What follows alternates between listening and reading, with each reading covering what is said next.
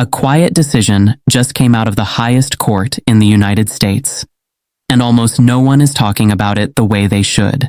There was no loud announcement, no dramatic warning, but what the Supreme Court just made clear could affect anyone who keeps a gun in their car.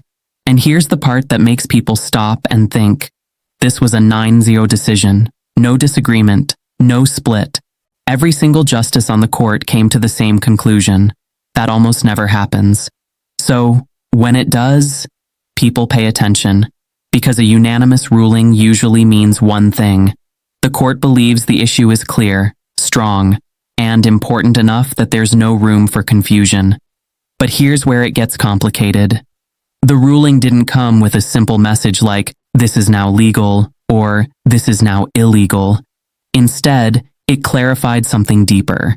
Something that has been debated for years in courts across the country. What happens when a firearm is inside a vehicle? Is your car treated like your home? Or is it treated like a public space? That question has been at the center of dozens of legal battles, and depending on where you live, the answer has not always been the same. Until now. Because the Supreme Court has stepped in and drawn a line. But to understand what that line means, you need to understand how we got here. For years, courts have struggled with the idea of expectation of privacy. It's a legal concept that sounds complex, but it's actually simple at its core. It asks one question. Do you have a reasonable expectation that your private space will remain private? Inside your home, the answer is usually yes. That's why law enforcement typically needs a warrant to enter your house. But a car is different. A car moves, it travels, it exists in public spaces.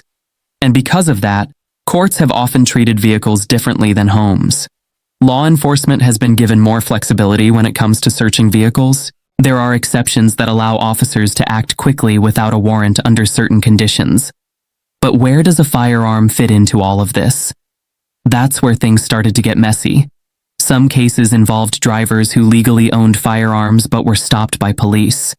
Others involved situations where weapons were stored in glove compartments, under seats, or in locked containers. And in each case, the courts had to decide, was the search lawful? Was the possession lawful? And most importantly, did the person's rights get violated? Over time, different courts came to different conclusions. Some ruled in favor of law enforcement, others ruled in favor of individual rights. The result? A patchwork of legal standards across the country. In one place, keeping a gun in your car under certain conditions was fine. In another place, that same situation could lead to serious charges. That kind of inconsistency doesn't last forever. Eventually, a case rises high enough that the Supreme Court steps in. And that's exactly what happened here. The case that led to this 9-0 decision involved a situation that, on the surface, seemed straightforward. A person had a firearm in their vehicle. Law enforcement got involved, a search took place, and the legality of that search became the central issue. The lower courts disagreed. Some said the search was justified, others said it crossed a line. So the case moved up, step by step, until it reached the Supreme Court. And when the justices reviewed it, they focused on something very specific. Not just whether the gun was there, not just whether the person had a right to own it, but whether the rules surrounding vehicles had been applied correctly. The court looked at past rulings, decades of legal decisions that shaped how vehicle searches are handled. They examined exceptions to the warrant requirement. They considered how mobility changes the legal equation.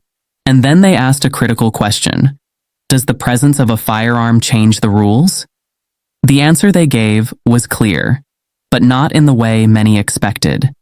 The court did not say that keeping a gun in your car is illegal, and they did not say that law enforcement can search any vehicle just because a firearm might be inside. Instead, they reinforced a principle that has been part of constitutional law for years, but is now being clarified in a way that could have major consequences.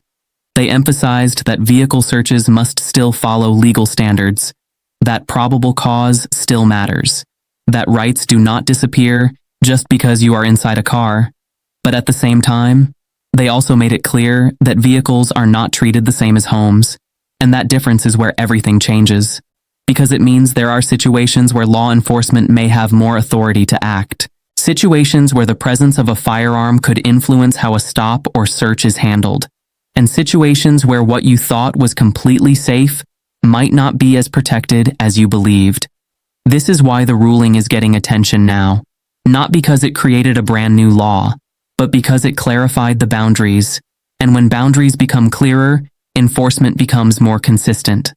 That can be a good thing, but it can also catch people off guard, especially those who assume the rules are simpler than they really are. Right now, legal experts are breaking down what this means in practical terms. They are asking, if someone keeps a gun in their car, what precautions should they take? What storage methods are safest from a legal standpoint? And what situations increase the risk of legal trouble? Because the truth is, context matters. Where the firearm is stored matters. How it is stored matters. Whether it is visible or concealed matters. And how an interaction with law enforcement unfolds matters a lot. The Supreme Court did not write a checklist. They did not give step-by-step instructions. But they did send a message that both sides are now interpreting in their own way. Some say the ruling protects individual rights by reinforcing legal limits on searches. Others say it gives law enforcement clearer authority in certain situations. And both perspectives are pointing to the same decision. That's what makes this so important. Because when a ruling supports multiple interpretations, it doesn't end the conversation. It starts a new one. Already, attorneys are discussing how this decision could affect future cases. They are looking at past rulings and asking if anything needs to be reconsidered. They are preparing for new challenges, new arguments, new interpretations, and possibly new Supreme Court cases down the road. At the same time, law enforcement agencies are reviewing their policies. Training may be updated. Procedures may be adjusted. Because when the Supreme Court speaks, agencies listen. They have to. It sets the standard they are expected to follow. For everyday people, though, the biggest question remains simple. What does this mean for me? And the honest answer is, it depends. It depends on your local laws. It depends on how courts in your area apply this ruling. And it depends on the specific circumstances of each situation. That may not be the clear answer people want, but it is the reality of how the legal system works. Especially when it comes to constitutional issues. They are rarely simple. They are rarely black and white. But they are always important. Because they define the relationship between individuals and the government. They define rights, limits, and responsibilities. And now, with this unanimous decision, that relationship has been clarified in one specific area. An area that millions of people deal with every day, their vehicle. As more details continue to emerge, one thing is certain. This ruling will be referenced again and again, in courtrooms, in legal arguments, in policy discussions, because it sets a precedent, a clear, unified precedent, and those don't come around often. The story is still developing, the full impact is still unfolding, but the message is already clear enough to get attention.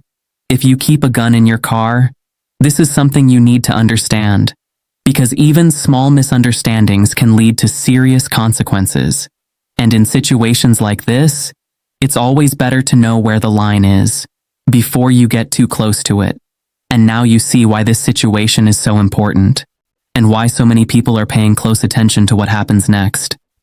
This isn't just another legal story. It's something that could affect everyday decisions, the kind you don't think twice about. And as the law continues to evolve, staying informed is no longer optional, it's necessary. Because in moments like this, the smallest detail can make the biggest difference. If you found this breakdown helpful and want to stay updated on major legal changes, breaking news, and decisions that actually impact your life, make sure you subscribe and turn on notifications so you don't miss what comes next. More updates are coming, and this story is far from over.